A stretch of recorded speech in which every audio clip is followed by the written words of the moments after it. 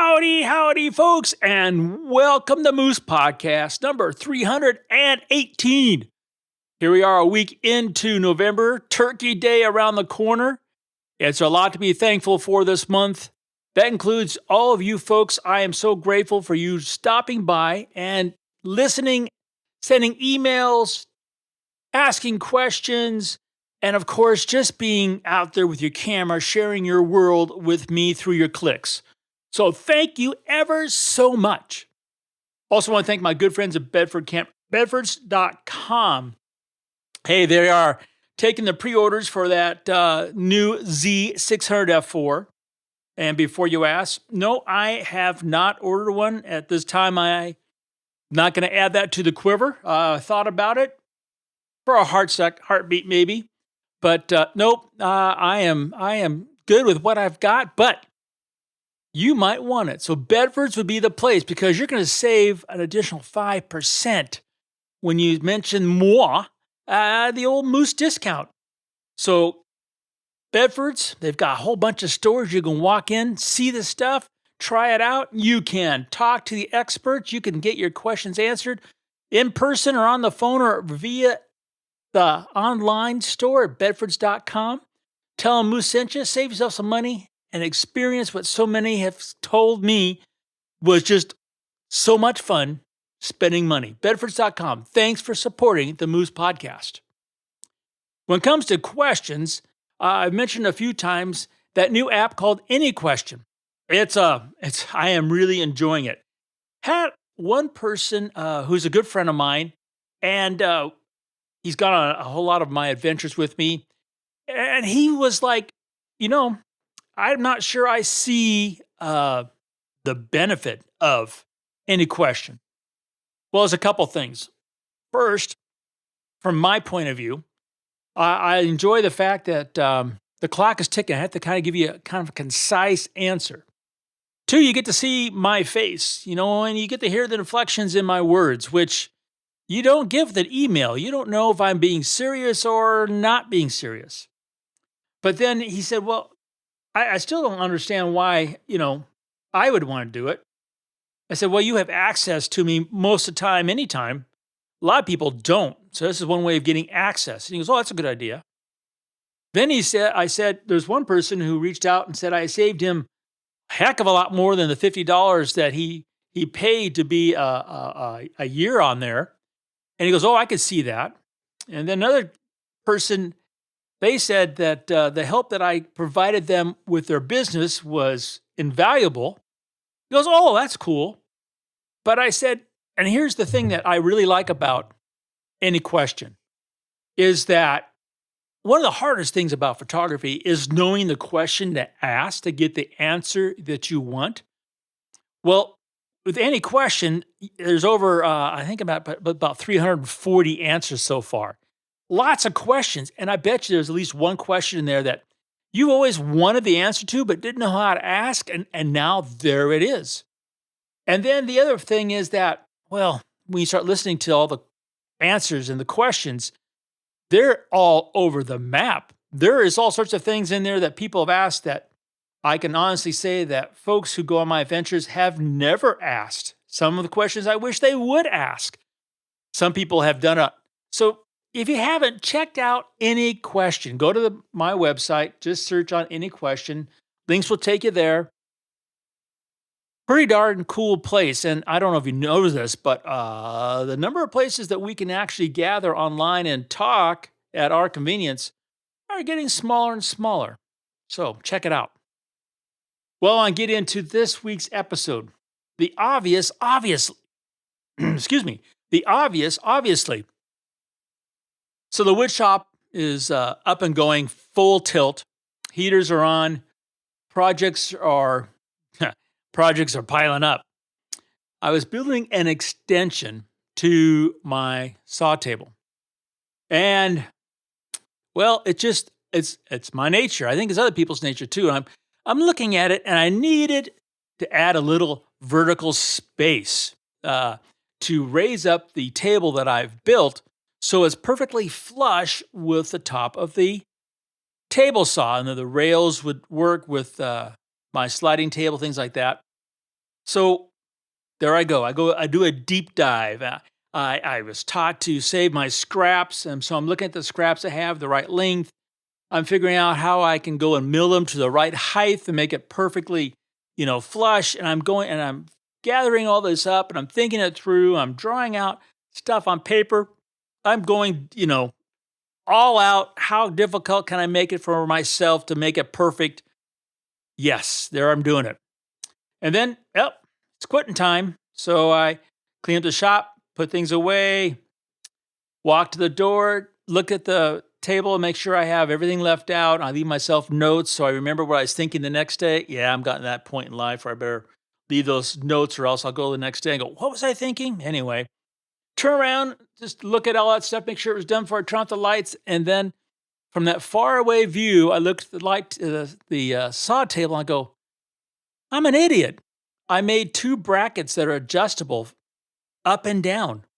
Why am I going into all this work to make the perfect spacer mill it when I could simply just turn a knob and raise the table with the elevators I'd already had built?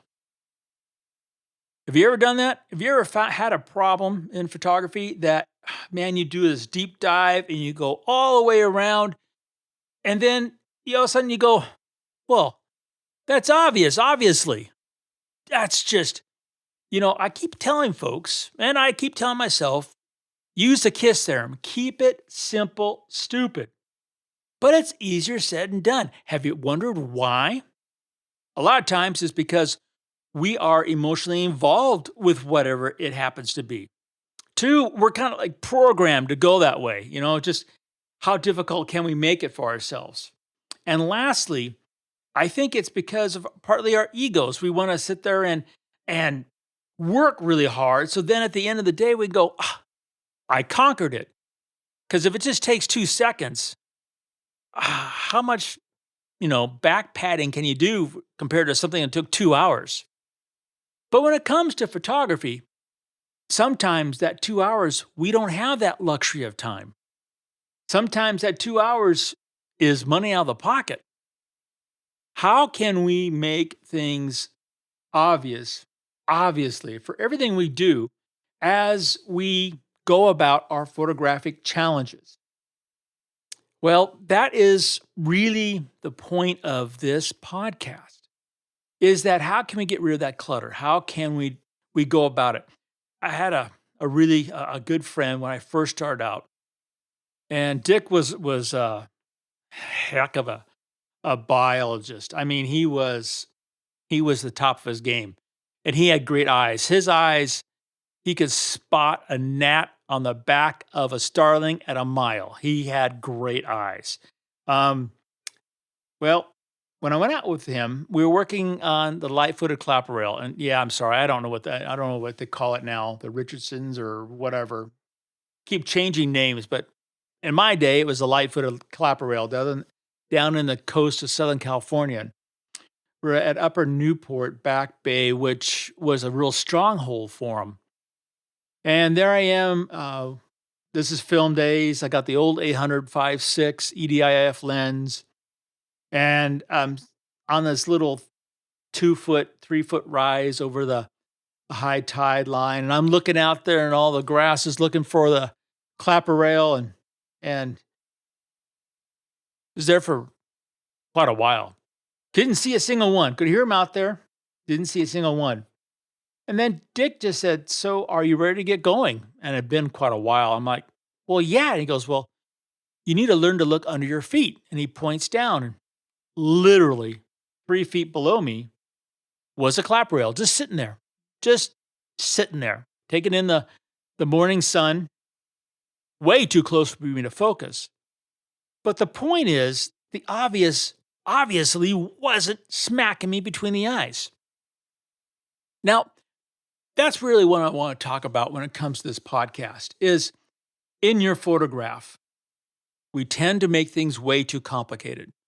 We tend to see these little things that we latch onto and we understand that inside story, and then take that picture thinking that everybody else is going to understand it, but there's way too much been piling that photograph to see that little nuance. There are times where the light is so clean and simple that we can't say, oh, there's a photograph and just be happy. We have to do something. And we don't have to do something.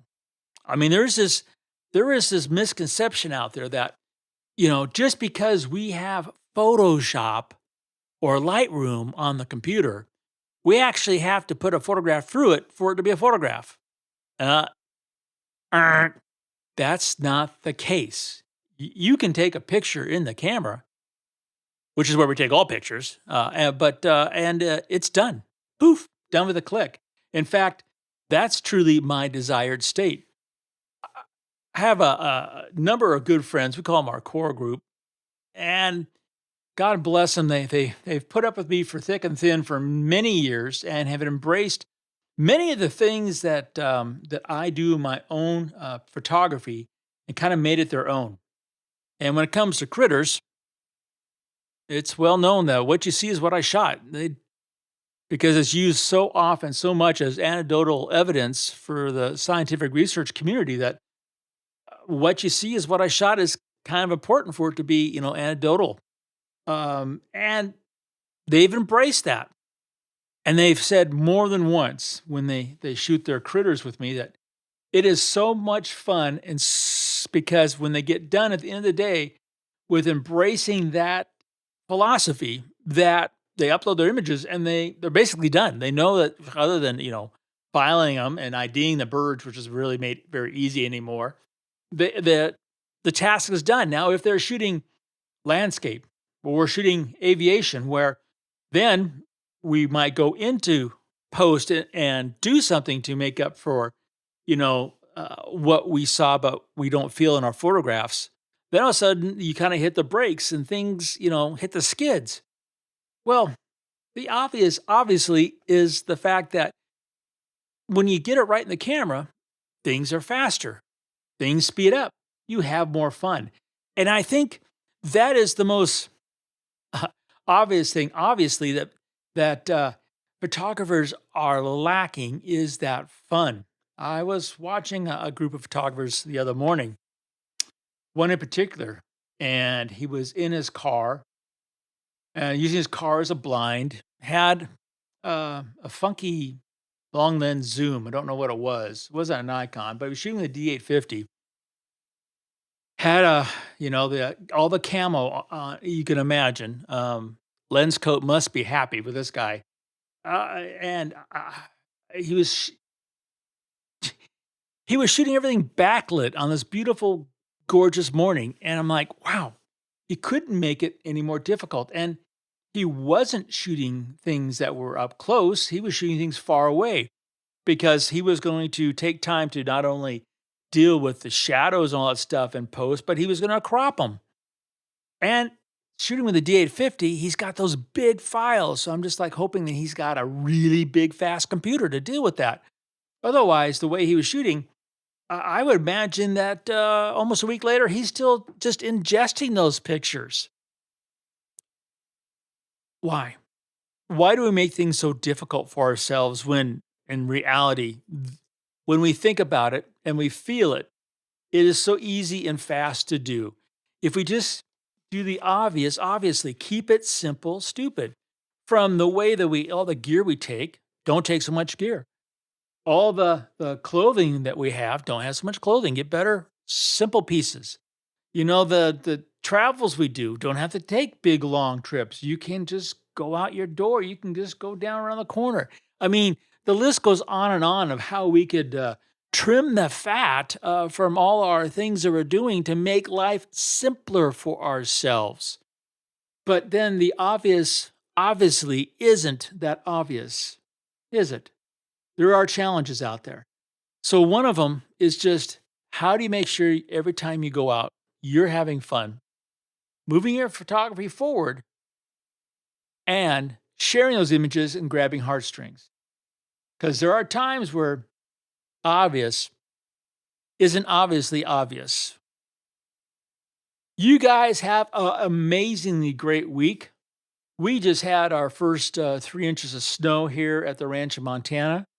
Been out shooting keeping things as simple as possible, remembering myself what I keep inspiring you folks to do to make every click your story.